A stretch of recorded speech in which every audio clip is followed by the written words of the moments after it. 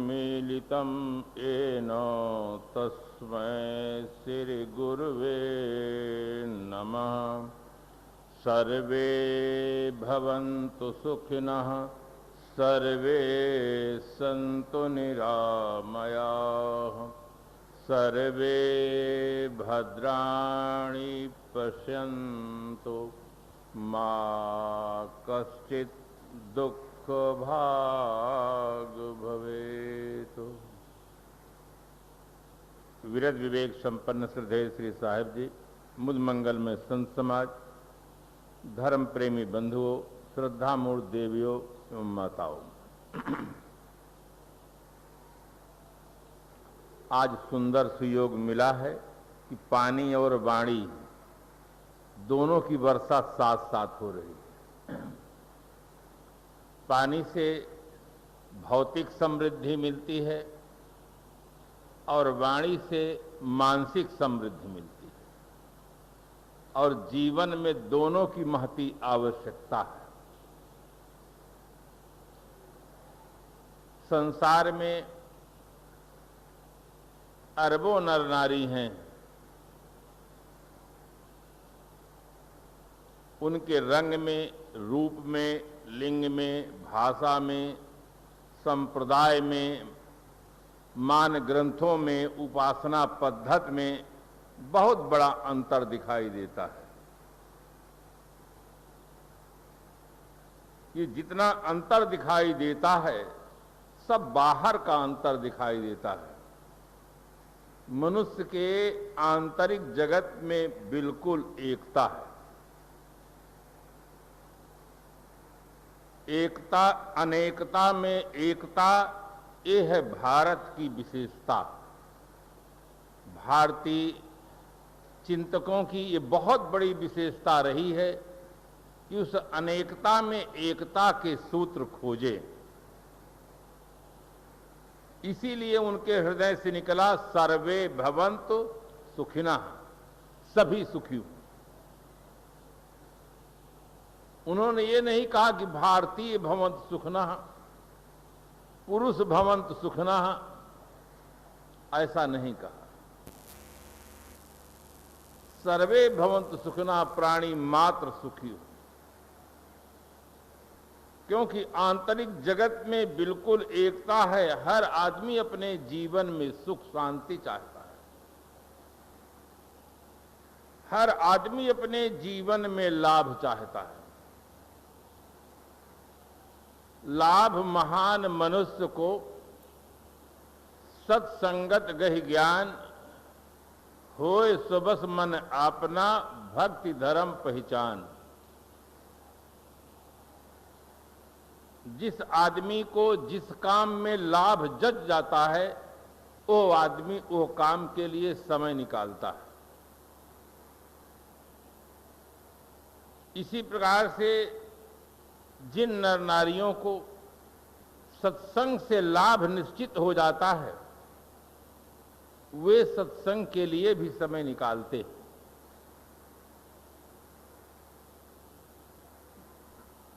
जो सांसारिक लाभ है, भौतिक समृद्धि है, उसके लिए तो बिना कहे ही लोग समय निकालते हैं। मानसिक समृद्धि के लिए लोगों को बतलाना पड़ता है, जगाना पड़ता है कि आपकी आर्थिक स्थिति अच्छी है। यदि आपकी मानसिक स्थिति अच्छी हो जाए तो और अच्छा जीवन जी सकते हैं, स्वबस स्वतंत्र जीवन जी सकते हैं। भीतर में आप तृप्त और शांत हो सकते हैं।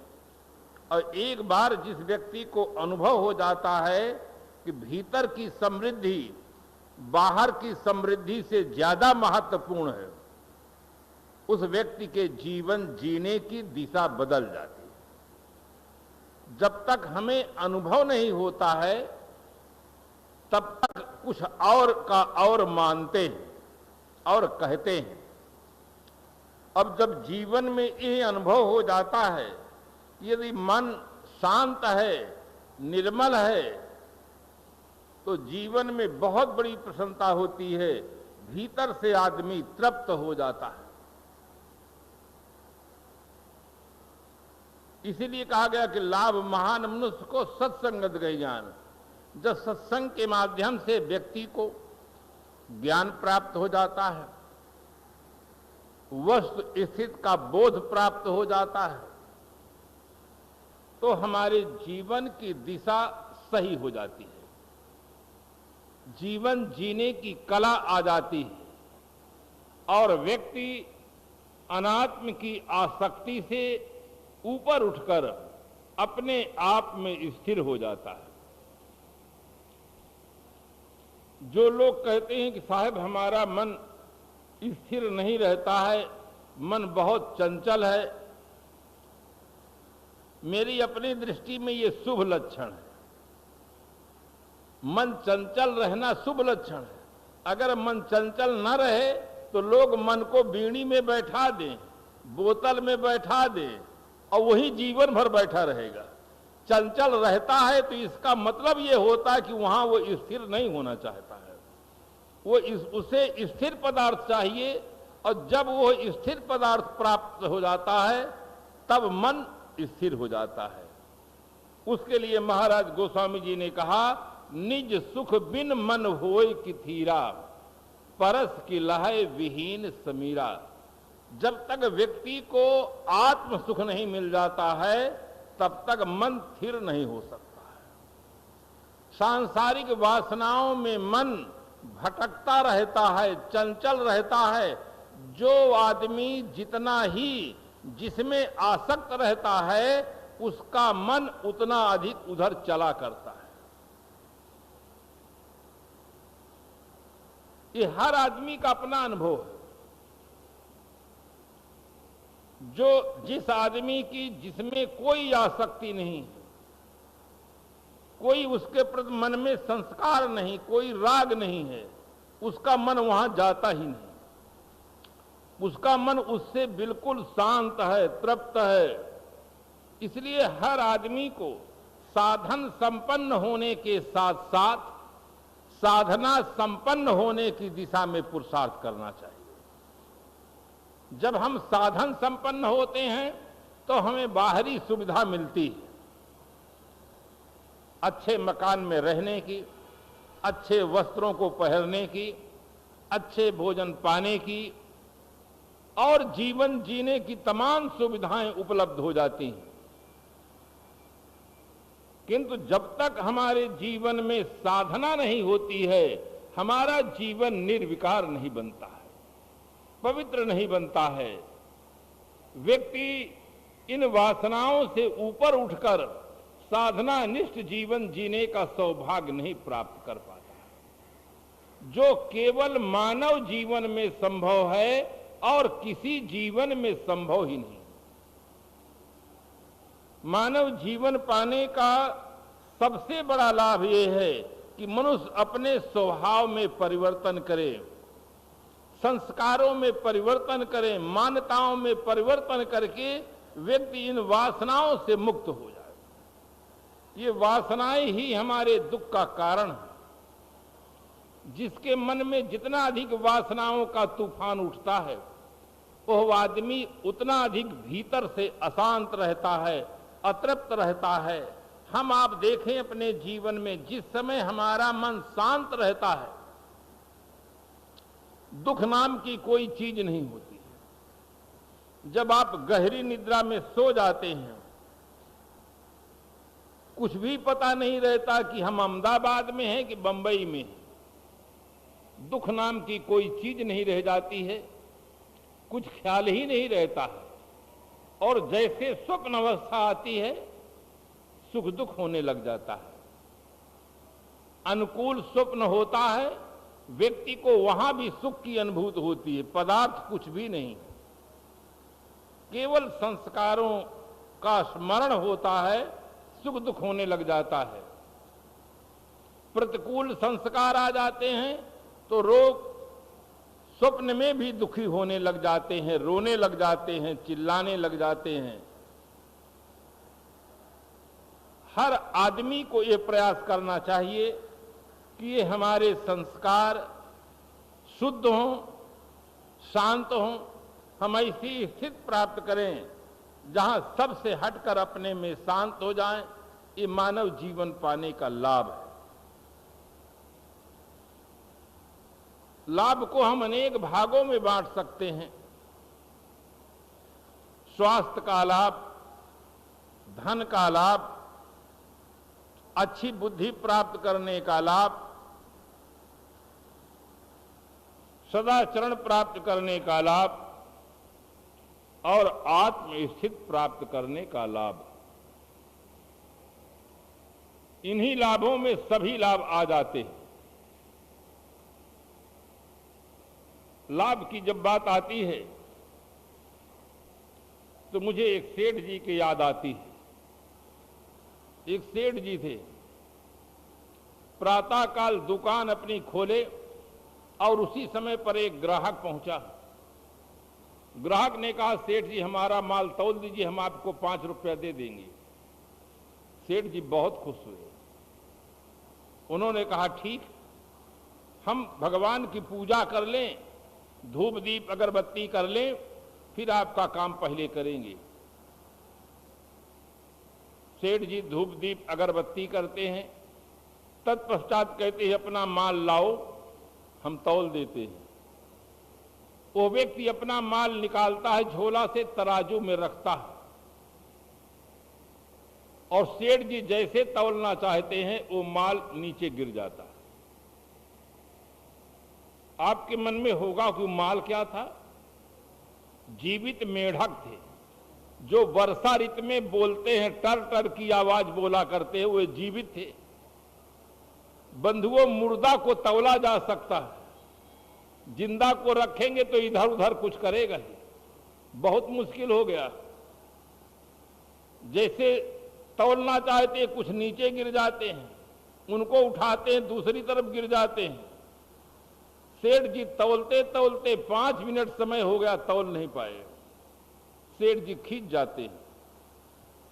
खींच करके उन्होंने कहा, सुबह सुबह हमारी दुकान पर आकर हमारा समय बर्बाद कर दिए।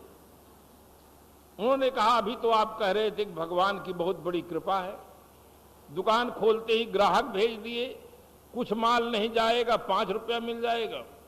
अभी भी हमारा माल आप तौल दीजिए, हम आपको 5 रुपया देते हैं। सेठ ने कहा, क्या तौल दे?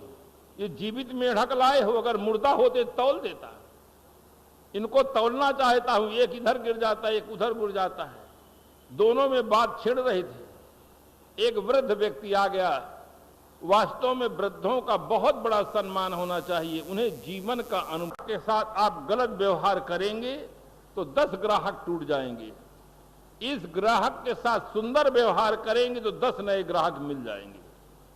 जो आपके आजीविका के साधन हैं, उनके साथ आप ऐसा व्यवहार कर रहे हैं। सेठ को नरम होना चाहिए, नम्रतापूर्वक व्यवहार करना चाहिए। वास्तव में जिस आदमी के वाणी में नम्रता होती है, मधुरता होती है, वह आदमी सबका प्रिय बन जाता है। उन्होंने कहा कि आप अपनी बुद्धि से काम लें, सारी समस्या का समाधान बुद्धि से होता है। जिस आदमी के पास सुंदर बुद्धि होती है वो समाधान कर लेता है। उन्होंने कहा, मेरी बुद्धि कुछ काम नहीं करती, कुछ समझ में नहीं आता, क्या करूं? उसने कहा, देखिए, आप दुकान से कपड़ा लाइए और तराजू के चारों कोण कपड़े से बांध दीजिए, बीच में मेढक रख दीजिए, आराम से तौल लीजिए। सेठ जी सुन करके एकदम खुश हो गए। इतने सरल समाधान, कोई बुद्धि काम नहीं कर रही थी। जिस आदमी की समस्या का समाधान मिल जाता है, उस आदमी के चेहरे में प्रसन्नता होती है। हमारे भीतर जैसा कुछ चिंतन चलता रहता है, उसका प्रभाव मन पर पड़ता है, चेहरे पर पड़ता है। सबसे ज्यादा चेहरे को देखकर आदमी जान लेता है कि इनके भीतर की स्थिति क्या है। इसीलिए कहा जाता है, face is the index of mind. चेहरा अंतःकरण का मार्गदर्शक होता है। उससे भीतर की स्थिति का पता चलता है। जैसे दुकान के बाहर साइन बोर्ड पर लिखा रहता है, स्टील के बर्तन की दुकान, कपड़े की दुकान, लोग पढ़ लेते हैं और अंदर चले जाते हैं। इसी प्रकार से लोग चेहरा भी पढ़ते हैं, उसके अंदर भी उसमें भी कुछ लिखा रहता है कि भीतर क्या हो रहा है। एकदम प्रसन्न मुद्रा में तुरंत दुकान से कपड़ा लाता है, चारों कोण बांध करके मेढक को बीच में रखता है। जैसे मेढक को तौलना चाहता है तो मेढक आपातकालीन मीटिंग लेते हैं कि अब हम क्या करना चाहिए। उसमें एक लीडर था, लीडर का दिमाग बड़ा तेज होता है। लीडर ने कहा जो मैं कहूं वो सब करने के लिए तैयार हो जाएं, तो सेठ जी जीवन भर तौलेंगे तो नहीं तौल सकते। उन मेढकों ने कहा आपकी बात समझ के बाहर है, अब तो हम बाहर जा ही नहीं सकते हैं, निश्चित है कि अब हम तौले जाएंगे।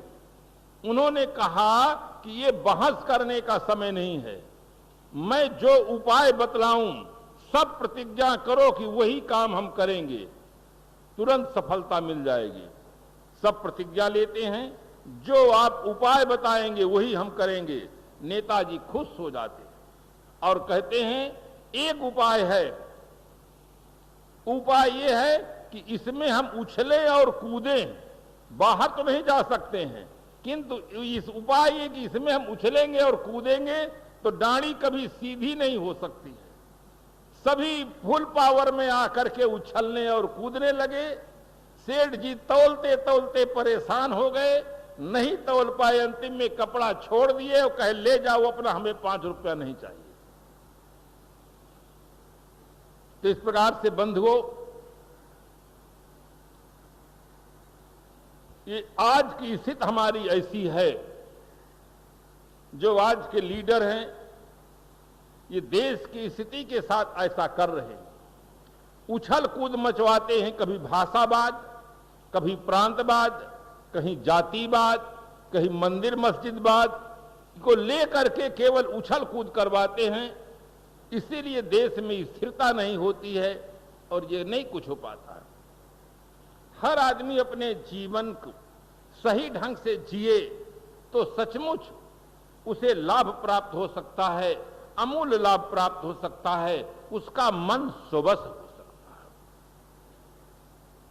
आज बच्चों की ही नहीं, बच्चों के जीवन में जो चंचलता दिखती है बहुत कुछ स्वाभाविक है, किंतु युवा पीढ़ी में जो चंचलता दिखती है, जो विकृति समाज के सामने दिखाई दे रही है, उसमें भी वही मन ही समस्या के रूप में। वृद्धों के जीवन में जो निर्विकारता नहीं दिखाई देती है, जीवन की पवित्रता नहीं दिखाई देती है, काले बाल सफेद हो गए, आंख की रोशनी कम हो गई, दांत तीरथ करने चले गए, शरीर ढीला सा हो गया है, किंतु मन अभी भी वैसा बना हुआ है। संत सम्राट सदगुरु कबीर साहब ने अपने मौलिक ग्रंथ बीजक में कहा, भंवर उड़े बग बैठे आई, रैन गई दिवसों चली आई। भंवरा उड़ गया, बगुला आकर बैठ गया। साहब को कहने का तरीका कितना सुंदर है। भंवर उड़े बग बैठे आई, भंवरा काला होता है, बगुला सफेद होता है, काले बाल उड़ गए, बाल सफेद हो गए।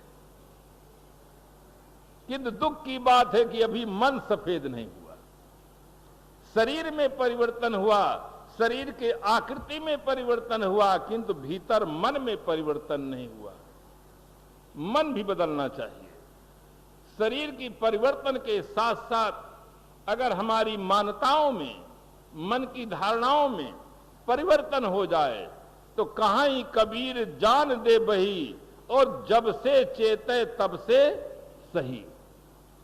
जब से कोई हमें संत मिल जाए, गुरुजन मिल जाए, बोध प्राप्त हो जाए, हमारी दृष्टि में परिवर्तन हो जाए, तभी से सही पथ पर चलें। एक शायर लिखता है, नजरें बदली तो नजारे बदल गए, किश्ती ने रुख बदला तो किनारे बदल गए। थोड़े से परिवर्तन में बहुत बड़ा परिवर्तन निहित रहता है। आप टेलीविजन देखते हैं, थोड़ा सा परिवर्तन कर देते हैं सुई घुमाने में तो कुछ का कुछ हो जाता है। समाचार आ जाता है तो कुछ दूसरा दिखाई देने लग जाता है। आप गाड़ी में बैठे रहते हैं, थोड़ा सा हैंडल घुमाने में परिवर्तन कर देते हैं, गाड़ी दूसरी दिशा में चली जाती है। इसी प्रकार से जीवन जीने की दिशा में भी थोड़ा सा परिवर्तन करें। अपने मन को अब समझा लें कि बहुत गई, थोड़ी रही, थोड़ी भी अब जाए। बहुत चली गई है, थोड़ा सा जीवन बचा है और ये भी जा ही रहा है। इसलिए जो है जीवन उसे हम बचा लें, मन को समझा लें कि अब से हमारे मन में ऐसी भावना जगे कि अस प्रभु कृपा करहु यही भांति, सब तज भजन करो दिन राती। अब हमारे मन में ऐसी सुंदर भावना हो जाए कि सबको छोड़कर हम भजन करेंगे। कभी अर्थ पर अनर्थ नहीं करना। सबको छोड़कर मतलब बाल बच्चे परिवार घर द्वार छोड़कर साहब नहीं कहते हैं। यहां कहते हैं जो हम गलत करते थे, जो हमारी गलत आदतें थी, जो हमारी गलत मान्यताएं थी, जो हमारे गलत संस्कार थे, इन सबको अब छोड़ करके हम भजन करेंगे। ये प्राणी और पदार्थ बंधन नहीं है। हमारे मन में जो गलत आदतें बन गई हैं, गलत संस्कार बैठ गए हैं, ये बंधन है और इनको छोड़ो। सब तज भजन करो दिन राती। जो तमाम तरह के विषयों के संस्कार हैं, इनको छोड़ करके रात दिन हम आत्मचिंतन करें, स्वरूप चिंतन करें। अगर इस प्रकार से भाव हमारे भीतर जग जाए तब भला। सुबह का भूला हुआ आदमी अगर शाम के घर आ जाता है तो उसे भूला हुआ नहीं कहना चाहिए। अगर युवावस्था में हमें कोई संत नहीं मिले, कोई गुरुजन नहीं मिले और हम बहक गए हैं, कोई ऐसी बात नहीं, किंतु जब से मिल गए संत गुरुजन, फिर हम अपनी दिशा में सही हो जाएं, सही ढंग से जीवन जिएं। अच्छा जीवन एक दिन का भी हो तो महत्वपूर्ण होता है। खराब जीवन सैकड़ों वर्ष का हो तो उसका कोई महत्व नहीं। जीवन का महत्व लंबाई से नहीं होता है, जीवन का महत्व ठीक से जीने से होता है। अच्छा बुरा बस नाम ही रहता सदा इस लोक में, वो धन्य है जिसके लिए हो लीन सज्जन शोक में। केवल एक कहने की कहानी रह जाती है। देखो इसी धराधाम पर महाराज श्री राम आए, महाराज श्री कृष्ण आए, हजरत मोहम्मद आए, प्रभु ईसा मसीह आए, भगवान बुद्ध आए, भगवान महावीर आए, सदगुरु कबीर साहब आए, किंतु आज प्रत्यक्ष रूप में कहीं कोई दिखाई नहीं देते। रात और दिन ये बने रह जाते हैं। रात और दिन के बीच में आदमी जन्म लेता है, कर्म करता है, संसार से विदा हो जाता है। संत सम्राट सदगुरु कबीर साहब ने हमें एक नियम दिया। अगर उस नियम को याद रखें तो मन से मोह मिट सकता है। आया है सो जाएगा, राजा रंक फकीर, एक सिंहासन चढ़ चला एक बंधा जात जंजीर। किसी के लिए छूट नहीं है, चाहे राजा हो, रंक हो, फकीर हो, सबके लिए एक नियम है। जो व्यक्ति आता है सब एक दिन चला जाता है। बिहार में एक कहावत है, जाना अकेला तो झमेला किस काम का। जब अकेला ही जाना है तो झमेला किस काम का। अगर ये बात सदगुरु कबीर साहब की हमें याद रहे कि आया है सो जाएगा, तो मन में जो मोह होता है, तड़फन होती है, वो शांत हो सकती है। महाराज गोस्वामी जी ने लिखा, होए विवेक मोह भ्रम भागा, तब रघुनाथ चरण अनुरागा। सत्संग की इसीलिए बहुत बड़ी आवश्यकता है कि हमारे मन में जो प्रसुप्त शक्तियां हैं वो शक्तियां जागृत हो जाए। जैसे आदमी गहरी नींद में सोता रहता है, कोई व्यक्ति उस व्यक्ति का नाम लेकर के जोरों से नाम लेता है, वो व्यक्ति जग जाता है।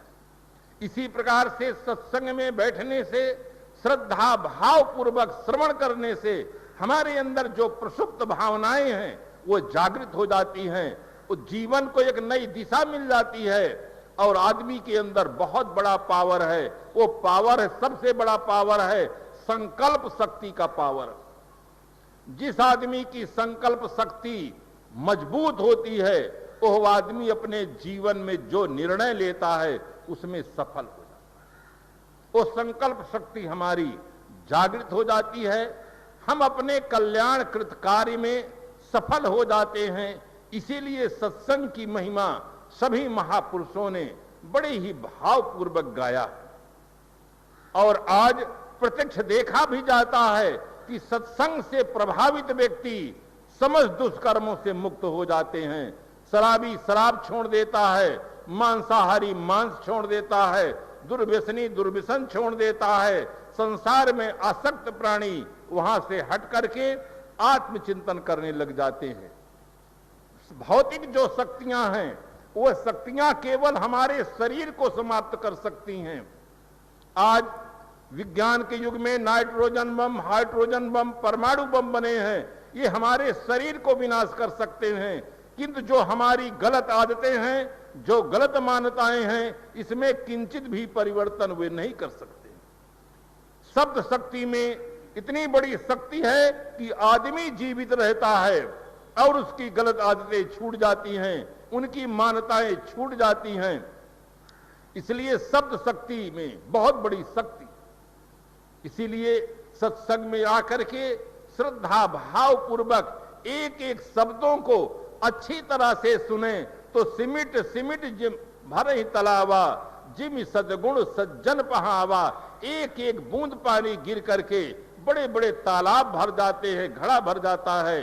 सत्संग सुनते सुनते एक दिन ऐसा आएगा कि हमारा अंतःकरण भी भर जाएगा और हमें जीवन में शांति मिल जाएगी। बस इन्हीं शुभकामनाओं